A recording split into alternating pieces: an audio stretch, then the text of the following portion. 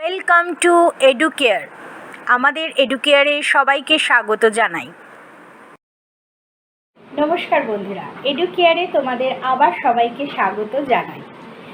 আজকে আমরা জিওমরফোলজির ক্লাসে যেটা আলোচনা করব, তোমরা নিশ্চয়ই ইমেজ দেখে বুঝতে পারছো। হ্যাঁ, ভূমিরূপের ওপরে নদীর কার্য সম্বন্ধে আজকে আলোচনা করব। বিগত জিওমরফোলজির যে ক্লাসগুলো আমি নিয়েছি সেখানে ওয়েদারিং, আবহবিকার সম্বন্ধে আমি আলোচনা করেছি। তারপরে আমি আলোচনা করেছি মাস ওয়েস্টিং, ক্ষয়ীভবন, পুঞ্জিত ক্ষয়, এগুলো সম্বন্ধে। আর তৃতীয় ক্লাসে আমি আলোচনা করেছি ডেভিসের মত অনুযায়ী আমাদের ভূমিরূপে কী ধরনের ক্ষয়চক্র ঘটে। আজকে সেই প্রসঙ্গ ধরেই আমি আলোচনা করব যে আমাদের এই ভূমিরূপের ওপরে কি কি ধরনের ক্ষয়কার্য দেখা যায়। নদীর কার্য, বায়ুর কার্য, হিমবাহ কার্য। এই যে আমি কথাটা বলছি যে নদীর কার্য, বায়ুর কার্য, হিমবাহ কার্য, এই তিনটে কার্যই তো একই দিনে দেখানো সম্ভব নয়। তাই আমি পার্টে পার্টে বিভিন্ন ক্লাসে আমি নদীর কার্য, বায়ুর কার্য, হিমবাহ কার্য আলোচনা করব। তো আজকে আমি যেটা আলোচনা করতে চলেছি তোমাদের সঙ্গে সেটা হলো নদীর কার্য নিয়ে। অর্থাৎ আমাদের ভূমিরূপের ওপরে ভূমিরূপকে নদীর কার্য কিভাবে প্রভাবিত করছে সেটা নিয়ে আজকে আমি তোমাদের সঙ্গে আলোচনা করব। তোমরা নিশ্চয়ই জানো যে আমাদের এই যে গোটা পৃথিবীটা রয়েছে সেটা 1 ভাগ স্থল আর 3 ভাগ জলের মধ্যিখানে রয়েছে। অর্থাৎ আমাদের 3 ভাগ জল আর 1 ভাগ স্থলের মধ্যিখানে আমাদের এই পৃথিবীটা রয়েছে। আমাদের পৃথিবীর স্থলভাগ যদি 1 ভাগ হয়, তাহলে জলভাগ রয়েছে 3টে ভাগ, যেটা আমাদের পৃথিবীটাকে পুরো ঘিরে রয়েছে। তো এই যে আমাদের স্থলভাগটাকে 3 ভাগ জলভাগ দিয়ে পুরোপুরি ঘিরে রয়েছে, তো সেই জলভাগের তো কিছু প্রভাব আমাদের স্থলভাগের উপর নিশ্চয়ই পড়বে। তো কি কি কার্যের ফলে আমাদের নদীর কি কি কার্যের ফলে বা জলভাগের কি কি কার্যের ফলে আমাদের ভূমিরূপের পরিবর্তন ঘটে, তাহলে চলো আমরা আজকের ক্লাসে সেটাই আলোচনা করি এবং দেখে নিই যে আমরা নদীর কার্য সম্বন্ধে কি কি জানবো। ফার্স্টে আমরা জানবো যে নদী কাকে বলে, তারপর আমরা জানবো যে নদী কি কি ধরনের কাজ করতে পারে। উচ্চ গতিতে নদী কী ধরনের ভূমিরূপ ঘটায়, মধ্য গতিতে নদীর কী ধরনের ভূমিরূপ ঘটে এবং নিম্ন গতিতে নদীর কী ধরনের ভূমিরূপ হয়। তাহলে চলো আর ক্লাসটা দেরি না করে আর বাজে না বকে আমি আমার আজকের ক্লাসটা শুরু করে দিই। ভূমিরূপের ওপর নদীর কার্য। আজকে তোমাদের সঙ্গে আমি আলোচনা করছি river erosion effect on landform, অর্থাৎ ভূমিরূপের ওপরে নদীর কার্য সম্বন্ধে। River erosion effect on landform, আমাদের ল্যান্ডফর্মের ওপরে নদীর কার্য কিভাবে প্রভাব ফেলছে সেটা নিয়ে আজকে আমি তোমাদের সঙ্গে আমাদের ক্লাসে আলোচনা করব। সেই আলোচনা প্রসঙ্গে আমাদের ফার্স্ট যে ইন্ট্রোডাকশানে কিছু বিষয় জানতে হবে সেটা হলো নদী কাকে বলে, অর্থাৎ হোয়াট ইজ রিভার। নেক্সট আমরা জানবো নদীর অববাহিকা কী, আর what is cusec, what is cumec. অর্থাৎ আমরা ফার্স্টে জানবো নদী কাকে বলে, নদীর অববাহিকা কী, আর কিউসেক কিউমেকটাই বা কী। তারপরে আমরা চলে যাব river erosion effect on landform features, অর্থাৎ ভূমিরূপের ওপরে নদী কিভাবে কার্য করছে সেটা আমরা জেনে নেব। আজকে তাহলে আমাদের ক্লাস শুরু হওয়ার প্রসঙ্গে প্রথমেই যেটা আলোচনার বিষয় সেটা হলো রিভার, হোয়াট ইজ রিভার, অর্থাৎ নদী কি। তোমরা দেখতে পাচ্ছ আমি একটা বোর্ড ওয়ার্কিং করে রেখেছি, সেখানে দেখো এটাকে আমরা ধরে নিয়েছি একটি ভূমিরূপ এবং সেই ভূমিরূপের ওপরে একটা জলধারা প্রবাহিত হচ্ছে, সেটা তোমরা দেখতে পাচ্ছ। তো এই যে ভূমিরূপের ওপরে যখন সমুদ্র, নদী, সাগর, মহাসাগর থেকে বিভিন্ন জলরাশি বা জলধারা প্রতিনিয়ত ভূমিরূপের ঢালকে সামঞ্জস্য রেখে প্রবাহিত হতে থাকে, তাকে আমরা বলে থাকি নদী। এবার আমরা জানবো সেই নদীর অববাহিকা কাকে বলে। তোমরা নিশ্চয়ই এটা দেখে বুঝতে পারছো যে নদী কাকে বলে, যে ভূমিরূপের সঙ্গে সামঞ্জস্য রেখে সমুদ্র, হ্রদ, সাগর, মহাসাগর থেকে বিভিন্ন জলধারা যখন ভূমিরূপের সঙ্গে সামঞ্জস্য রেখে প্রতিনিয়ত প্রবাহিত হচ্ছে তখন তাকে আমরা বলে থাকছি নদী বা রিভার। এবার আমরা জানবো যে নদী অববাহিকা কাকে বলে। নদী অববাহিকা কাকে বলা হচ্ছে? নদী অববাহিকা কাকে বলা হচ্ছে? বলছে নদী অববাহিকা বলা হচ্ছে, ধরে নাও আমি এই ব্ল্যাক কালি দিয়ে করছি, ব্ল্যাক কালি দিয়ে আমি যেটা ড্র করছি সেটা হলো প্রধান নদী, ঠিক আছে? তো ব্ল্যাক কালি দিয়ে আমি যে প্রধান নদীটা ড্র করছি, আঁকছি, সেই প্রধান নদী থেকে কি হয়েছে, বিভিন্ন ধরনের শাখা নদী বাহিত হয়ে গেছে। এবার সেই শাখা নদীর থেকে বিভিন্ন ধরনের উপশাখা নদী বেরিয়েছে। এই যে প্রধান নদী, সেই প্রধান নদীর থেকে ফার্স্টে বেরোলো শাখা নদী, সেই শাখা নদীর থেকে বিভিন্ন ধরনের উপশাখা নদী যে প্রবাহিত হচ্ছে সেটাকে আমরা বলবো নদী অববাহিকা। অর্থাৎ এই যে ফিচার্সটা গঠিত হচ্ছে এটাকে আমরা বলবো নদী অববাহিকা। এই যে ফিচার্সটা গঠিত হচ্ছে এটাকে আমরা বলবো নদী অববাহিকা। অর্থাৎ নদী যখন প্রধান নদী, শাখা নদী, উপশাখা নদীতে বিভক্ত হয়ে ভূমিরূপের ওপরে প্রবাহিত হয় তখন তাকে আমরা বলবো নদী অববাহিকা। তাহলে তোমরা এখান থেকে দুটো বিষয় জানতে পারলে, একটা হলো নদী কাকে বলে, নেক্সট জানতে পারলে নদী অববাহিকা কাকে বলে। এরপর যেটা তোমাদের সঙ্গে আমি আলোচনা করব বলেছিলাম আমাদের নদীর কার্যের প্রসঙ্গে ফার্স্ট ইন্ট্রো ক্লাসে, সেইটা আমি বলেছিলাম যে আমি আলোচনা করব what is cusec, what is cumec. অর্থাৎ কিউসেক কি, কিউমেক কি। এটা ছোট প্রশ্নে ভীষণ আসতে পারে যে কিউসেক কি, কিউমেক কি। বলা হচ্ছে যে নদীর জলপ্রবাহের পরিমাপের একক কি, মানে নদীতে কতটা পরিমাণ জল প্রবাহিত হচ্ছে সেটা যেভাবে পরিমাপ করা হয় সেই পরিমাপের একককে বলা হচ্ছে কিউসেক অথবা কিউমেক। অর্থাৎ নদী কতটা পরিমাণ, একটা নদীর ভেতরে কতটা পরিমাণ জল প্রবাহিত হচ্ছে সেটা যে পরিমাপ একক দ্বারা আমরা পরিমাপ করতে পারি, যে পরিমাপক একক দ্বারা আমরা পরিমাপ করতে পারি সেটাকে আমরা বলবো কিউসেক অথবা কিউমেক। একটা নদী ধরে নাও, এটা যদি আমাদের গঙ্গা নদী হয়, তাহলে আমাদের এই গঙ্গা নদীর মধ্যে কতটা পরিমাণ জল প্রবাহিত হচ্ছে সেটা যে পরিমাপক একক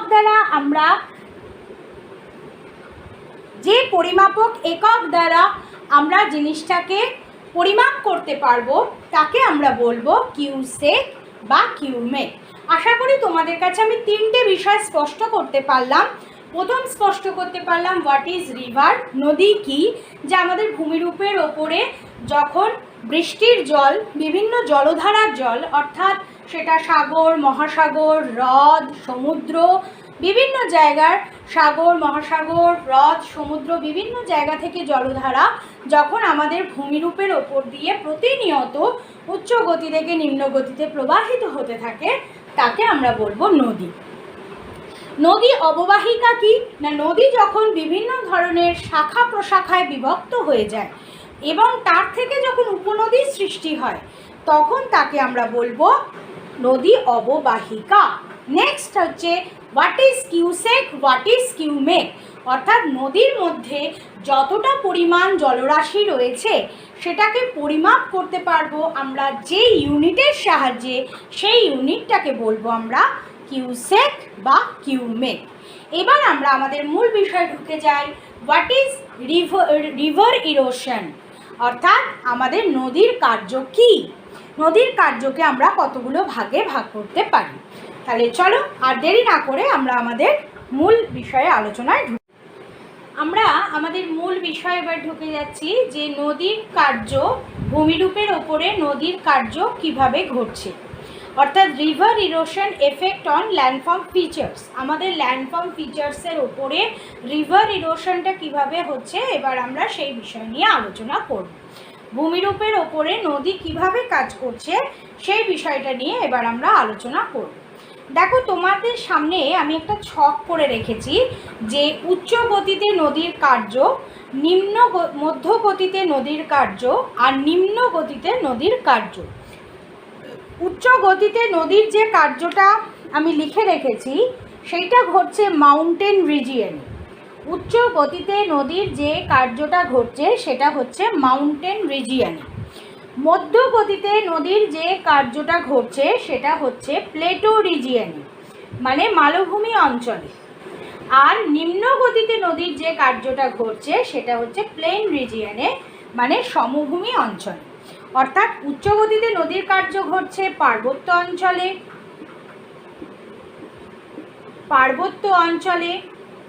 মধ্য গতিতে নদীর কার্য ঘটছে মালভূমি অঞ্চলে, আর নিম্ন গতিতে নদীর কার্য ঘটছে সমভূমি অঞ্চলে। উচ্চ গতিতে নদীর কার্য ঘটছে পার্বত্য অঞ্চলে, মধ্য গতিতে নদীর কার্য ঘটছে মালভূমি অঞ্চলে, আর নিম্ন গতিতে নদীর কার্য ঘটছে সমভূমি অঞ্চলে। আশা করি তোমরা বোর্ডটা বুঝতে পারছো। আমার লেখাগুলো একটু ঘিজিবিজি হয়ে গেছে তোমরা। এবার আমি যখন আলাদা আলাদা পার্টে জিনিসগুলো আলোচনা করব তোমাদের কাছে বিষয়টা আরও স্পষ্ট হয়ে যাবে। তাহলে চলো আর দেরি না করে আমরা নদীর কার্যের বিষয় নিয়ে এবার আলোচনায় ঢুকে পড়ি। আমাদের ভূমিরূপের ওপরে নদীর যে কার্যটা, উচ্চ গতিতে নদীর কার্য অর্থাৎ মাউন্টেন রিজিয়নে যে রিভার ইরোশনটা হচ্ছে, এখন আমরা সেই বিষয় নিয়ে আলোচনা করব যে কিভাবে মাউন্টেন রিজিয়নে রিভার ইরোশন হয়, অর্থাৎ উচ্চ গতিতে নদীর কার্য হয়। তারপর আমরা আলোচনা করব কিভাবে মধ্য গতিতে নদীর কার্য হয়। তারপর আমরা আলোচনা করব কিভাবে নিম্ন গতিতে নদীর কার্য হয়। এরপর আমাদের আলোচনার শেষে আমি তোমাদের কিছু ইমেজ দেখাবো যে উচ্চ গতিতে যে ধরনের ভূমিরূপ গঠিত হয় তার কিছু ছবি, মধ্য গতিতে যে ধরনের ভূমিরূপ গঠিত হয় তার কিছু ছবি, এবং নিম্ন গতিতে যে ধরনের ভূমিরূপ গঠিত হয় তার কিছু ছবি।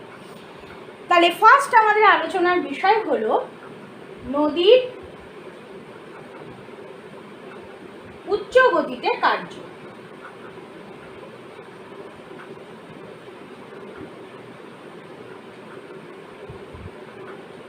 অর্থাৎ river erosion on mountain region. River erosion on mountain region.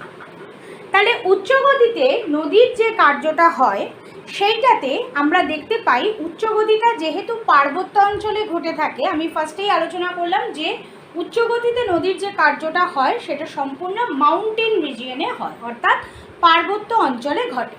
তো পার্বত্য অঞ্চল মানে আমরা সবাই মোটামুটি জানি প্রচণ্ড বন্ধুর ভূমিরূপ রয়েছে সেখানে, এবং পার্বত্য অঞ্চলের হাইটটাও বেশি হয় এবং খুবই মানে নদী ভূমিরূপটা প্রচণ্ড শক্তিশালী হয়।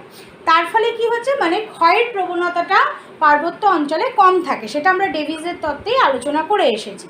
তো সেই জন্য এর ওপর দিয়ে যখন নদী প্রবাহিত হয় তখন নদী প্রচণ্ড খরস্রোতা হয়। একটা ডায়াগ্রাম দিয়ে আমি যদি ড্র করি তাহলে জিনিসটা আরও স্পষ্ট হবে। ধরে নাও এটা যদি আমাদের একটা পার্বত্য অঞ্চলে গঠিত ভূমিরূপ হয়,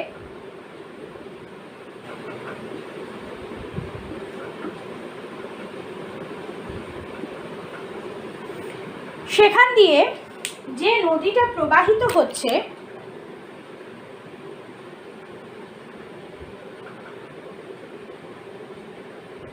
সেই নদী অত্যন্ত খরস্রোতা হয়, অর্থাৎ প্রচণ্ড গতিবেগে নদী ওপর থেকে নিচের দিকে নেমে আসতে থাকে। আশা করি বোঝাতে পারছি। তো সেই উচ্চ গতিতে যখন প্রচণ্ড নদীর স্রোতের পরিমাণটাও বেশি থাকে এবং ভূমিরূপটাও এত খাড়া হয় যে নদী একদম প্রচণ্ড বেগে ওপর থেকে নিচের দিকে নেমে আসতে থাকে, তার ফলে নদী কী কী ধরনের ভূমিরূপ গঠন করে এবার আমরা সেটা জানব। প্রথমে নদী আমি একটা দিয়ে নামগুলো বলে এবং একটা পয়েন্ট ওয়াইজ আমি আগে কিছু ভূমিরূপের নাম লিখছি, তারপর আমি সেই ভূমিরূপগুলোকে ড্র করে আমি আলোচনা করছি। ফার্স্টে উচ্চ গতিতে নদী যে ভূমিরূপ গঠন করে সেটা হলো আই আকৃতি উপত্যকা। আই আকৃতি উপত্যকা।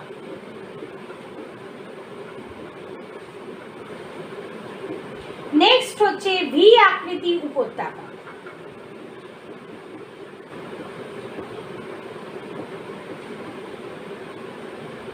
তারপরে ভৃগুতট। এরপর নদী গঠন করে মন্থকূপ।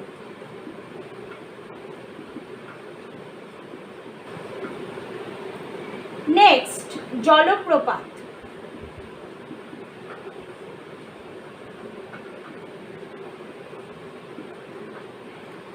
আই আকৃতির উপত্যকা, ভি আকৃতির উপত্যকা, ভৃগুতট, মন্থকূপ, জলপ্রপাত, আর যেটা নদী করে থাকে আমাদের উচ্চ গতিতে সেটা হলো খরস্রোত, ক্যানিয়ন।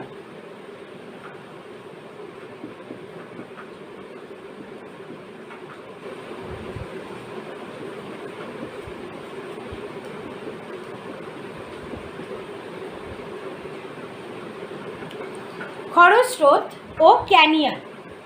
তাহলে চলো এবার আমরা প্রত্যেকটা এই যে উপত্যকার ভূমিরূপগুলো গঠন করছে এগুলো আমরা বিভিন্ন ডায়াগ্রামের সাহায্যে জিনিসটা দেখে নিই যে কি কি ধরনের ভূমিরূপ গঠন করছে এবং কোন ভূমিরূপকে কি নাম দেওয়া হয়েছে। চলো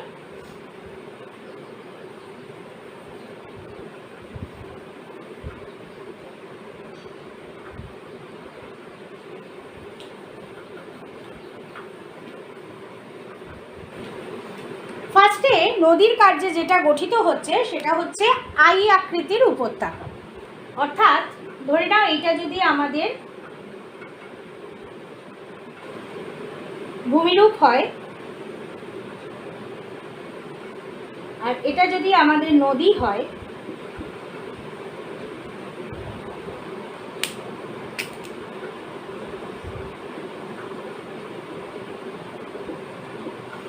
তাহলে নদী ফার্স্টে কি করছে, ভূমিরূপের ওপরে সামান্য ক্ষয় করছে। সেই ক্ষয় করার ফলে যখন সামান্য ক্ষয় করছে তখন আই আকৃতির মতন একটা ভূমিরূপ গঠন হচ্ছে, যেটাকে আমরা বলছি আই আকৃতির উপত্যকা। আই আকৃতির মতন একটা ভূমিরূপ, আমরা ইংরাজিতে এরকম আই লিখি না, দেখো ভূমিরূপটাও সেই ধরনের গঠন হয়েছে, আই আকৃতির উপত্যকা। এটাকে আমরা বলবো আই আকৃতির উপত্যকা।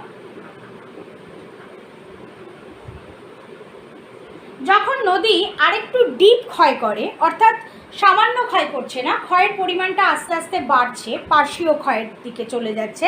প্রথমে তো নদী নিম্ন ক্ষয় করছে, প্রথমে এসে ডাইরেক্ট নদীর ভূমিরূপের ওপর নিম্ন ক্ষয় করছে, তার ফলে সামান্য ক্ষয় হচ্ছে এবং নিচের দিকে ক্ষয়টা চলে যাচ্ছে, তার ফলে আই শেপের বা আই আকৃতির মতন উপত্যকা গঠন হচ্ছে। নেক্সট যখন নদীর নিম্নক্ষয়টা শেষ হয়ে যায় তখন নদী এবার কী করে, পাশের দিকে আস্তে আস্তে একটু একটু করে ক্ষয় করতে শুরু করে, তখন ভূমিরূপের স্ট্রাকচারটা ভি এর মতন হয়ে যায়। ভূমিরূপের স্ট্রাকচারটা তখন হয়ে যায় ভি এর মতন। আশা করি ডায়াগ্রামটা তোমরা বুঝতে পারছো।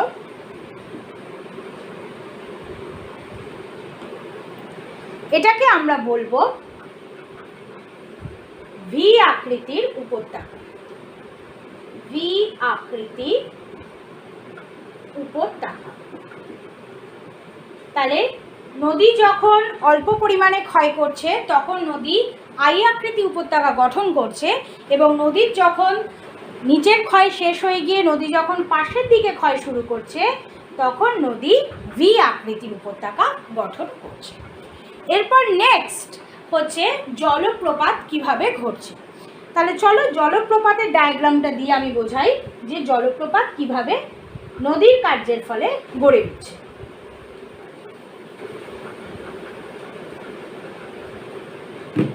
দেখো এটা যদি আমাদের উচ্চ ভূমিরূপ হয়, উচ্চ ভূমিরূপ ধরে নাও এটা হচ্ছে কঠিন শিলা,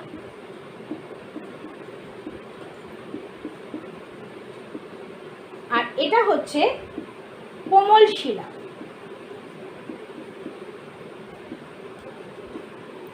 তো কঠিন শিলা থেকে যখন কোমল শিলা আসছে তখন নদী কি হচ্ছে না, ওপর থেকে নিচের দিকে তো সপাটে এসে আঘাত করছে, সেটা তো আমরা নদীর কার্যেতেই আমরা দেখেছি এবং আলোচনাও করেছি তোমাদের সাথে। তো কঠিন শিলা কি হচ্ছে, কম ক্ষয় হচ্ছে, তার ফলে একই রকমই রয়ে যাচ্ছে। আর কোমল শিলা অতিরিক্ত পরিমাণে ক্ষয়ের ফলে সে নিচের দিকে বসে যাচ্ছে। অর্থাৎ কঠিন শিলার যে হাইটটা সেটা কিন্তু কোমল শিলার হাইটে আমরা দেখতে পাচ্ছি না। কঠিন শিলা তার হাইটটা একই রকমই রয়েছে, তার ফলে সে উচ্চ ভূমিতেই অবস্থান করছে, আর কোমল শিলাটা ক্ষয়প্রাপ্ত হয়ে নিচু হয়ে যাচ্ছে। তার ফলে জলধারাটা সপাটে ওপর থেকে নিচের দিকে গড়িয়ে আসছে। এই যে ওপর থেকে নিচের দিকে চলে আসছে বা গড়িয়ে আসছে, এই যে জলধারাটা প্রবাহিত হচ্ছে, এটাকে আমরা বলবো জলপ্রপাত। এটাকে আমরা কি বলবো? জলপ্রপাত, যেটাকে আমরা ইংরাজিতে বলবো ওয়াটারফল। যেটাকে আমরা ইংরাজিতে বলবো ওয়াটারফল।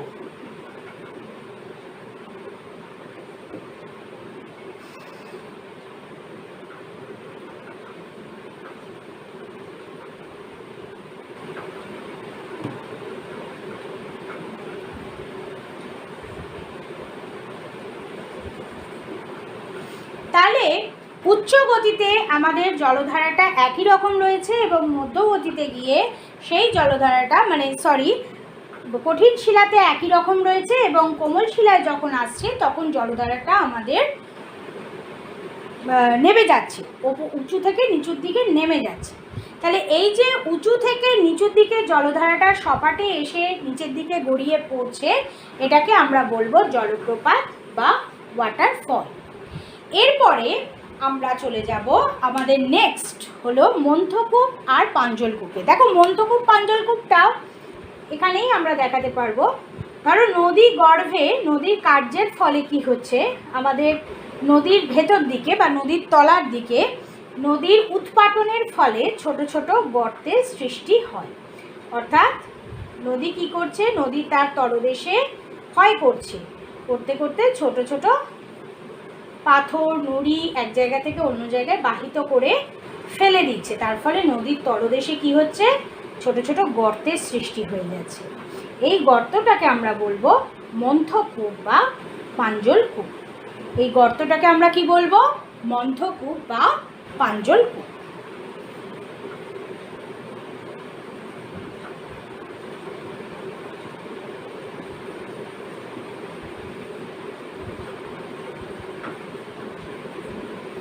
Next canyon. ক্যানিয়ন বা আমরা এটাকেও বলতে পারি যে আমাদের যখন নদী প্রবাহিত হয়ে আসছে যখন একটা গভীর উপত্যকা গঠন করছে, অর্থাৎ নদী যখন ভি আকৃতির উপত্যকা গঠন করছে কিন্তু ভি আকৃতির উপত্যকাটা খুব গভীর হয়ে যাচ্ছে, তখন সেই গভীর নদী উপত্যকাটাকে আমরা বলবো ক্যানিয়ন। অর্থাৎ ভি আকৃতির গভীর নদী উপত্যকাটাকে আমরা বলবো ক্যানিয়ন।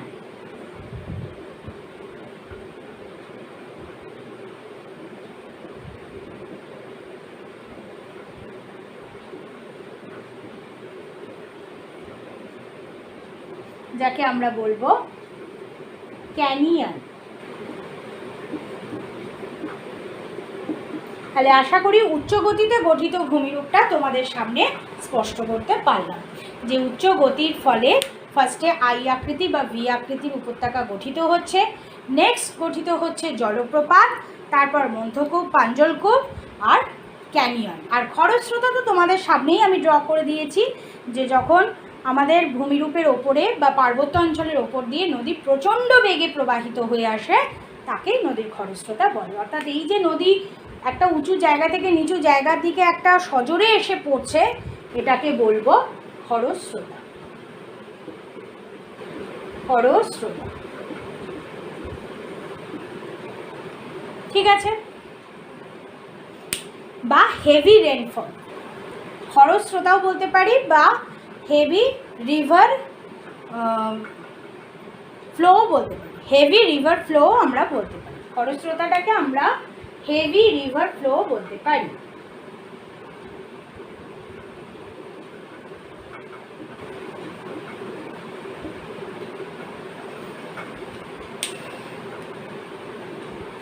ঠিক আছে, এরপরে আমরা চলে যাব নদীর মধ্যগতির কার্য।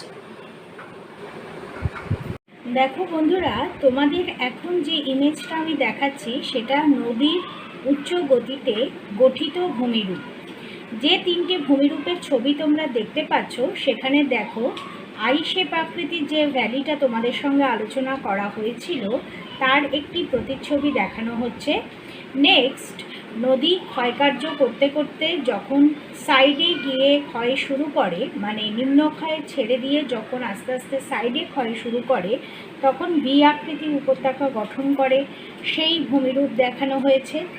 আর অতিরিক্ত ক্ষয় করার ফলে নদীর উপত্যকাটা যখন আরও গভীর হয়ে যায় তখন কী ধরনের ভূমিরূপ গঠিত হয়, এখানে সেই ফিচার্সটি দেখানো হয়েছে।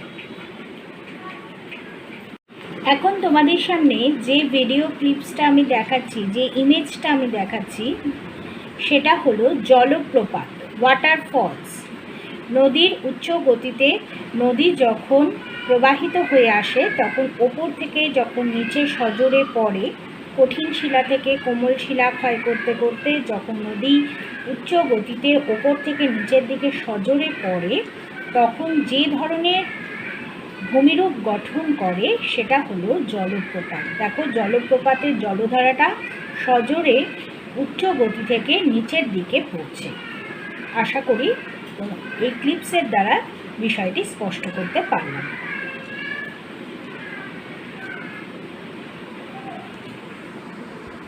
এবার আমরা আলোচনা করছি নদীর মধ্যগতিতে নদীর কার্য, অর্থাৎ river erosion on Plato region.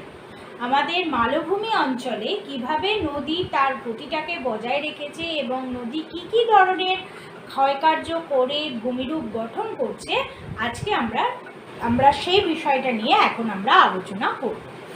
তাহলে দেখো, এই যে মধ্যগতিতে এসে নদী কিন্তু তার সেই পুরনো ক্ষয়কার্যটা করতে পারে না, কারণ মধ্যগতিতে যখন নদী চলে আসছে তখন নদীর যে প্রবাহ, যে খরস্রোতার পরিমাণটা বা যে প্রবাহের পরিমাণটা সেটা পার্বত্য অঞ্চলের তুলনায় যখন সে মালভূমি অঞ্চল অর্থাৎ মাউন্টেন রিজিয়ন থেকে যখন সে প্লেটো রিজিয়নে আসছে তখন নদীর সেই খরস্রোতার পরিমাণটা কমে যাচ্ছে এবং নদীর ক্ষয়কার্যটাও কমে যাচ্ছে। তখন নদী মধ্যগতিতে এসে যে যে ধরনের ভূমিরূপগুলো গঠন করে সেগুলো হলো প্লাবনভূমি, স্বাভাবিক বাঁধ, নদী বাঁক বা মিয়েন্ডার, আর অর্শক্ষুরাকৃতির হ্রদ, আর নদী মঞ্চ, বিলম্বিত সঙ্গম। এইগুলোর দ্বারা নদী মধ্যগতিতে তার ভূমিরূপের কার্য করে থাকে। এবার আমরা ডায়াগ্রামের সাহায্যে দেখাবো যে প্লাবনভূমি কিভাবে গঠিত হয়, স্বাভাবিক বাঁধ কিভাবে গঠিত হয়, নদী বাঁক কিভাবে গঠিত হয়, অর্শক্ষুরাকৃতির হ্রদ কিভাবে গঠিত হয়, নদী মঞ্চ কিভাবে গঠিত হয় এবং বিলম্বিত সঙ্গম কিভাবে গঠিত হয়। দেখো, যখন নদী প্লাবনভূমিতে থাকছে, ধরে নাও ফার্স্টে আমরা আলোচনা করছি প্লাবনভূমি। নদী যখন মধ্যগতিতে বিরাজ করছে তখন নদী উচ্চ গতি থেকে যা কিছু বয়ে নিয়ে আসে সেগুলো আর নদী বহন করে নিয়ে যেতে পারে না। অর্থাৎ নদী তখন যা কিছু বয়ে নিয়ে আসছে সেগুলো সে একটা নিচু জায়গায় এসে জমা করে এবং ওই নদীবাহিত নুড়ি, কাকড়, বালি এগুলো জমা হয়ে গিয়ে ভূমিরূপের ওপরে, ধরে নাও এইটা যদি আমাদের ভূমিরূপ হয়,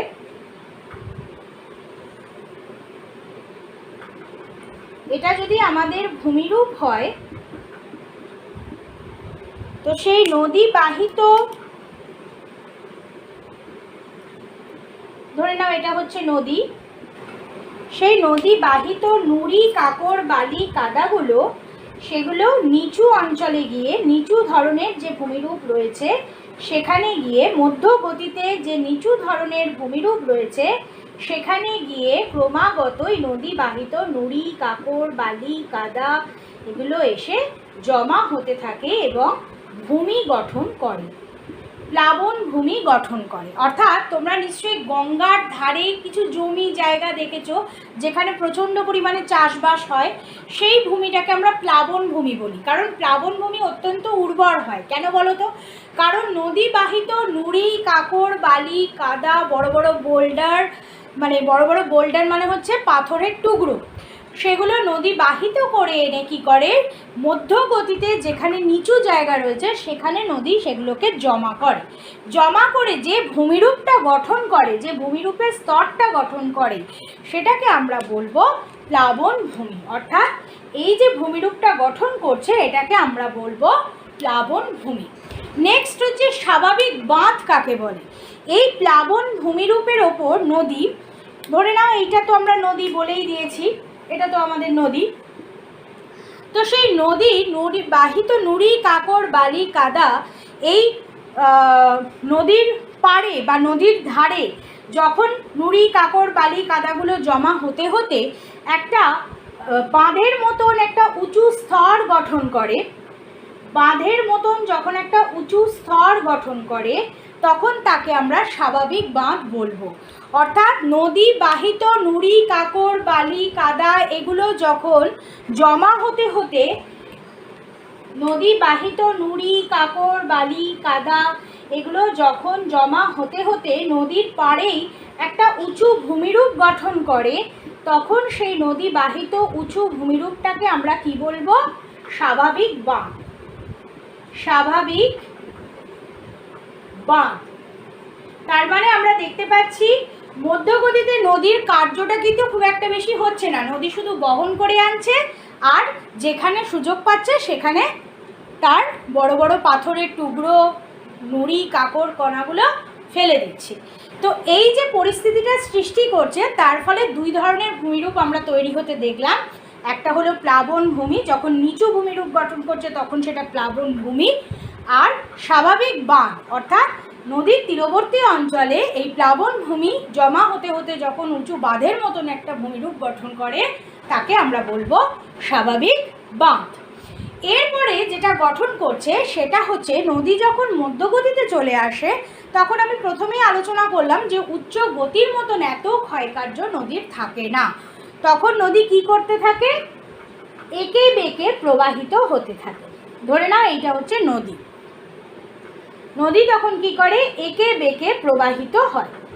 এই যে নদী যখন উচ্চ গতি থেকে মধ্য গতিতে নেমে আসে তখন নদী এই যে এঁকে বেঁকে প্রবাহিত হতে থাকে। কেন বলো তো এঁকে বেঁকে প্রবাহিত হয়? কারণ নদী তখন এতটা খরস্রোতা থাকে না, তার ফলে ধরো সামনে যদি কোনো ভূমিরূপ থাকে তখন সেই ভূমিরূপটাকে ভেঙে দিয়ে চলে আসার মতন শক্তি আর মধ্যগতিতে এসে মানে মালভূমিতে এসে নদীর আর থাকে না, প্লেটো রিজিয়নে এসে নদীর আর সেই শক্তিটা থাকে না। তখন নদী কী করে? সামনে যদি কোনো উঁচু ভূমিরূপ বা উঁচু ঢালু জায়গা থাকে যেটা নদীকে তার প্রবাহপথে বাধার সৃষ্টি করতে পারে, নদী তখন তাকে পাশ কাটিয়ে চলে আসে। তাহলে এই যে নদী এঁকে বেঁকে পাশ কাটিয়ে চলে আসছে, এই বাঁকগুলোকে কি বলে? মিয়েন্ডার বা নদী বাঁক। এই যে নদী এঁকে বেঁকে পাশ কাটিয়ে চলে আসছে এই বাঁকগুলোকে বলে মিয়েন্ডার বা নদী বাঁক।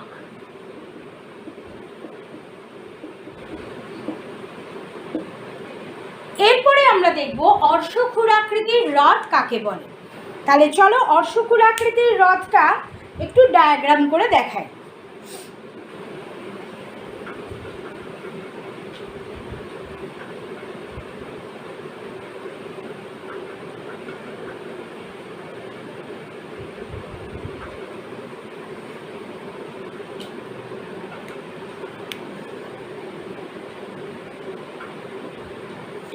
দেখো অর্শক্ষুরাকৃতির হ্রদে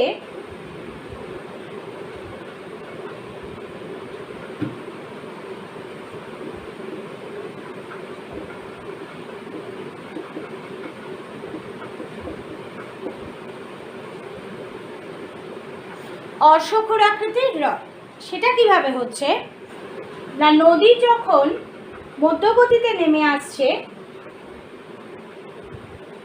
ধরে নাও এটা একটা ভূমিরূপ, সেই ভূমিরূপের ওপরে এখান দিয়ে নদী আসছে, মানে প্রবাহিত হচ্ছে। নদী প্রবাহিত হওয়ার পরে সোজাভাবে প্রবাহিত হয়ে আস্তে আস্তে যখন এই ভূমিরূপে এসে বাধা সৃষ্টি হচ্ছে, তখন দেখা যাচ্ছে যে নদীর কিছুটা অংশ বিচ্ছিন্ন হয়ে গিয়ে ভূমিরূপের একটু ভেতর দিকে যেখানে কোমল শিলা আছে সেখানে নদী ক্ষয় করে নদীর কিছুটা অংশ বিচ্ছিন্ন হয়ে গিয়ে সেখানে ঘোড়ার খুরের মতন বা অর্শের খুরের মতো, অর্শকে আমরা ঘোড়া বলে থাকি, তো সেই অর্শের খুরের মতন আকৃতি বিশিষ্ট একটা হ্রদ সৃষ্টি করছে, যেটাকে আমরা অর্শখুর আকৃতির হ্রদ বলে থাকি। অর্থাৎ নদী যখন মধ্যগতিতে আসছে, ধরে নাও এইটা হচ্ছে ভূমিরূপ, এইটা হচ্ছে ভূমিরূপ,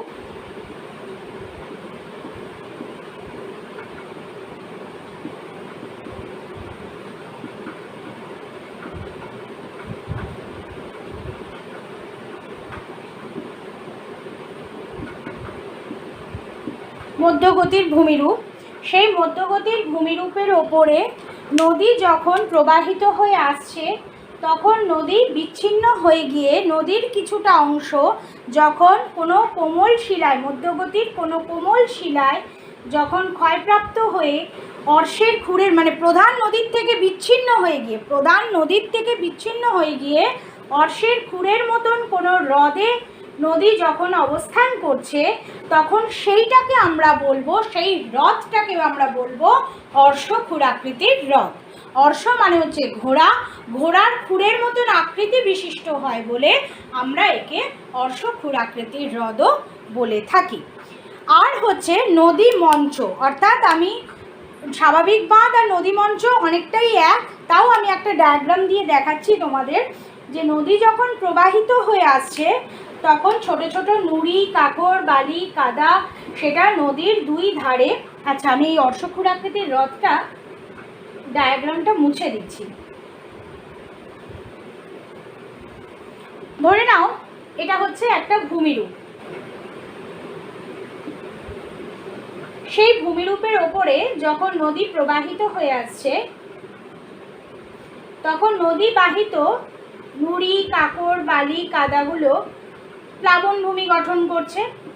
প্লাবনভূমি গঠন করতে করতে সেই নুড়ি, কাকড়, বালি, কাদাগুলো জমা হতে হতে একটা মঞ্চের মতন আকৃতি বিশিষ্ট ভূমিরূপ গঠন করছে। অর্থাৎ নদীর দুপাশে মঞ্চের মতন আকৃতি বিশিষ্ট দুটো ভূমিরূপ গঠন হচ্ছে, যেটা নদী বাহিত নুড়ি, কাকড়, বালি, কাদা, বোল্ডার মানে ছোট ছোট পাথরের টুকরো, সেগুলো জমা হয়ে গঠিত হচ্ছে। তো এই যে নদীর দুই পাশে নদী বাহিত ছোট ছোট নুড়ি, কাকড়, বালি, কাদা জমাট হয়ে একটা বাঁধের মতো সৃষ্টি করছে বা মঞ্চের মতন সৃষ্টি করছে, এটাকে আমরা বলবো নদী মঞ্চ। এটাকে আমরা কি বলবো? নদী মঞ্চ। আরেকটা যেটা লাস্ট, সেটা হচ্ছে বিলম্বিত সঙ্গম। বিলম্বিত সঙ্গম কি? আমরা নিম্নগতিতেই নদী সঙ্গমটা বেশি দেখতে পাই। নদী যখন গিয়ে সাগর, উপসাগর বা হ্রদে গিয়ে যখন মেশে, তখনই আমরা নদী সঙ্গমটা দেখতে পাই। কিন্তু অনেক সময় দেখা যায় যে মধ্যগতিতে কি হয় না, নদী এসে অনেক সময় সাগর বা মধ্যগতি দিয়ে যখন নদী প্রবাহিত হয়, তখন অনেক সময় দেখা যায় যে নদী গিয়ে কি করে না, কোনো সাগর বা মহাসাগরের সঙ্গে সাময়িকভাবে মিশ্রিত হয়।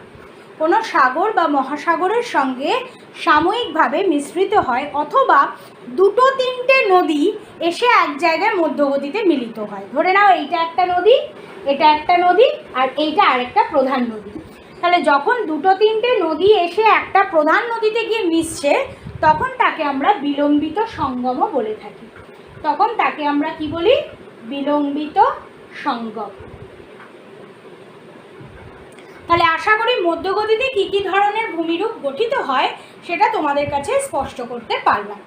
এরপরে আমরা আলোচনা করব নদীর নিম্ন গতিতে কী কী ধরনের ভূমিরূপ আমরা দেখতে পাই। চলো।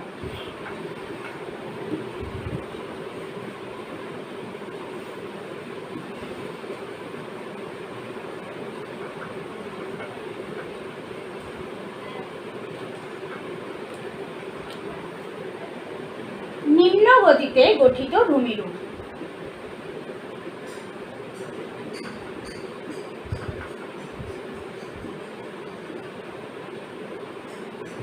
নিম্ন গতিতে আমরা নদীর যে কার্যগুলো দেখতে পাই তার মধ্যে সবার আগে হলো বদ্বীপ।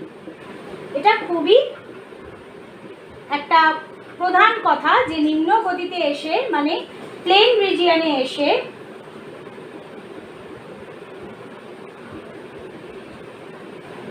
river erosion on plain region, অর্থাৎ আমাদের যে রিভার ইরোশন, আমরা যে সমভূমি অঞ্চলে যখন নদী নেমে আসে একদম নদীতে যেখানে আর কাজকর্ম কিছু থাকে না, সেখানে নদীতে যে ভূমিরূপগুলো গঠিত হয় সবার আগে হচ্ছে বদ্বীপ গঠিত হয়। বদ্বীপটা নদীর নিম্নভূমিতে গঠিত হয়। এছাড়া আমরা নদীর নিম্ন গতিতে যেগুলো দেখতে পাই তার মধ্যে হচ্ছে প্লাবনভূমি, যেটা আমি তোমাদের মধ্যগতিতেই আলোচনা করলাম, প্লাবনভূমি, স্বাভাবিক বাঁধ। স্বাভাবিক বাঁধটা আমরা মধ্যগতিতেও দেখতে পাচ্ছি, আবার নিম্ন গতিতেও দেখতে পাচ্ছি। আর দেখতে পাই হচ্ছে চড়া আর খাড়ি। এবার খুব সহজভাবে আমি তোমাদেরকে দেখিয়ে দিচ্ছি যে কি কি ধরনের ভূমিরূপ আমাদের এই নিম্নগতিতে হয়। দেখো, নদী যখন প্রবাহিত হয়ে আসছে, নদী যখন প্রধানভাবে প্রবাহিত হয়ে আসছে এবং বিভিন্ন তার শাখা প্রশাখা উপনদী যখন এসে সাগর বা মহাসাগরে এসে মিলিত হচ্ছে, তখন নদী বাহিত যে সমস্ত পাথরের টুকরোগুলো নদীর সঙ্গে বয়ে আসছে, তারা গিয়ে কী করছে, ওই মোহনার অঞ্চলে মানে নদী যেখানে সাগর বা উপসাগরের সঙ্গে এসে মিলিত হচ্ছে তাকে বলা হচ্ছে নদী সঙ্গম বা মোহনা। সেই মোহনায় এসে কি করছে, একটা মাত্রাহীন ব আকৃতি বিশিষ্ট ভূমিরূপ গঠন করছে। মাত্রাহীন ব আকৃতি বিশিষ্ট ভূমিরূপ গঠন করছে। এই যে নদীবাহিত ছোট ছোট বোল্ডারগুলো বা পাথরের টুকরোগুলো বা নুড়ি কাকড় বালি কাদাগুলো এসে নদী মোহনায়, অর্থাৎ নদী যেখানে এসে সাগর মহাসাগরের সঙ্গে মিশছে, সেখানে এসে যে মাত্রাহীন বয়ের মতন আকৃতি বিশিষ্ট ভূমিরূপ গঠন করছে, এটাকে আমরা বলবো বদ্বীপ। যেমন মিসিসিপি বদ্বীপ, আমরা জানি মিসিসিপি বদ্বীপটা খুবই বিখ্যাত বদ্বীপ। এরপরে প্লাবনভূমি বা স্বাভাবিক বাঁধ। আমি মধ্যগতিতেই তোমাদের সঙ্গে প্লাবনভূমি এবং স্বাভাবিক বাঁধের ডায়াগ্রামটা আলোচনা করেছি, তাও আমি একটু শর্টে তোমাদেরকে বলে দিচ্ছি যে নদীর যখন মধ্যগতি বা নিম্ন গতিতে থাকে, নদীর যখন আর কাজকর্ম কিছু থাকে না, তখন নদী যে নুড়ি কাকড় বালি কাদাগুলো বয়ে নিয়ে আসে, সেগুলো নদী কি করছে না, নদী, আচ্ছা এই ডায়াগ্রামটা আমি একটু পরিষ্কার করে দেখানোর জন্য একটু ওপর দিকে ড্র করছি।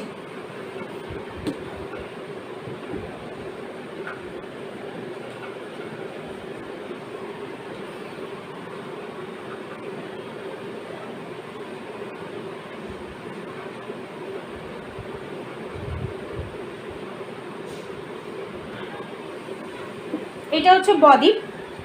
এবার নদী যখন কোনো ভূমিরূপের উপরে এসে তার নুড়ি কাকড় বালি কাদাগুলো তার নদীর দুই সাইডে গিয়ে যখন এই নুড়ি কাকড় বালি কাদাগুলো জমা করে নিয়ে যখন ভূমির মতন আকৃতি বিশিষ্ট একটা ভূমিরূপ গঠন করে, তখন আমরা তাকে প্লাবনভূমি বলে থাকি। তাকে আমরা প্লাবনভূমি বলি। অর্থাৎ এই যে ভূমিরূপটা গঠন করছে, নদীবাহিত নুড়ি কাকড় বালি কাদাগুলো এসে নদীর দুই পাশে যখন জমা হয়ে গিয়ে বা নিচু জায়গায় জমা হয়ে গিয়ে যখন প্লাবনের মতন আকৃতি বিশিষ্ট ভূমিরূপ গঠন করছে, তাকে আমরা প্লাবনভূমি বলে থাকি। এটা তোমাদের সঙ্গে মধ্যগতিতে আমি ভালোভাবে আলোচনা করেছি, আরেকবার জাস্ট রিভার্স করে নিচ্ছি।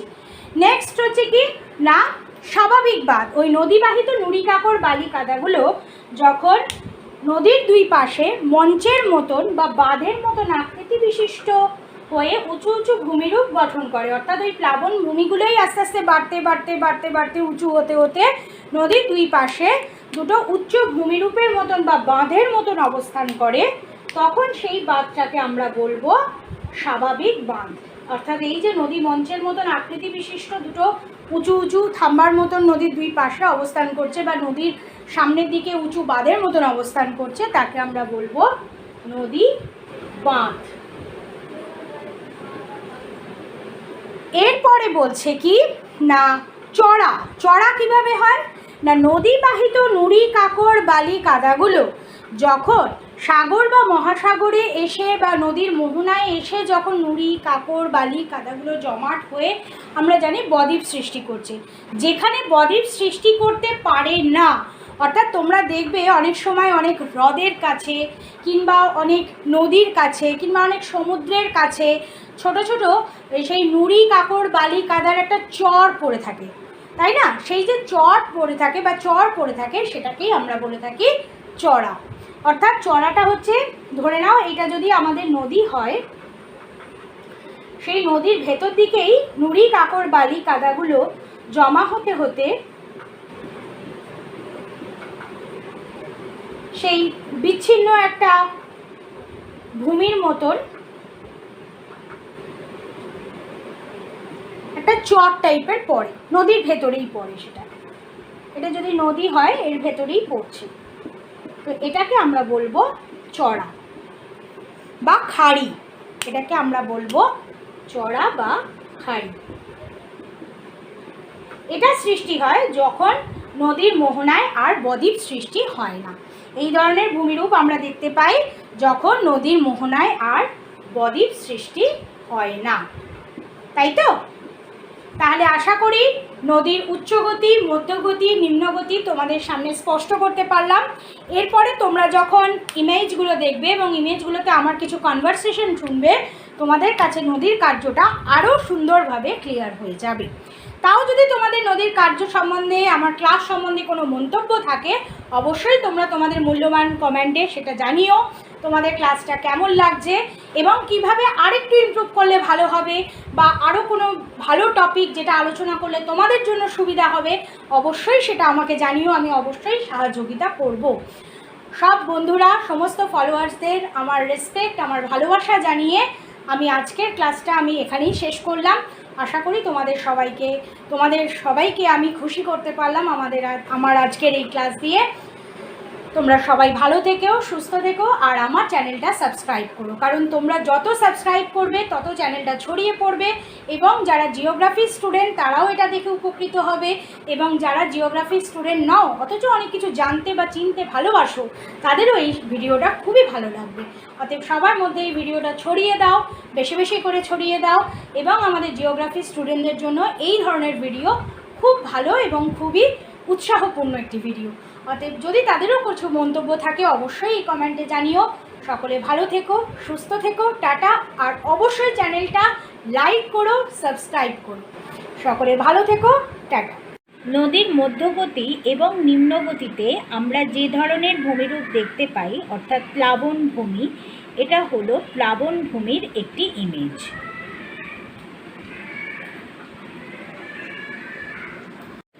নদী তার মধ্য গতিতে এসে যখন তার বেগ হারিয়ে ফেলে, তোমাদের সঙ্গে আলোচনা করেছি, তখন নদী সামনে কিছু বাধা পেলে এঁকে বেঁকে প্রবাহিত হয়।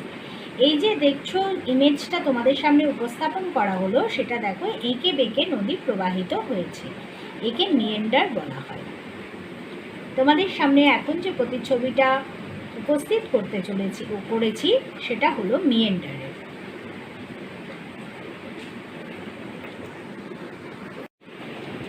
এখন তোমাদের সামনে যে ইমেজটা আমি উপস্থাপন করছি সেটা নদীর মধ্য গতিতে যে অর্শের খুরের মতন আকৃতির হ্রদের সৃষ্টি করে, সেই অর্শ খুর আকৃতির হ্রদের একটি প্রতিচ্ছবি।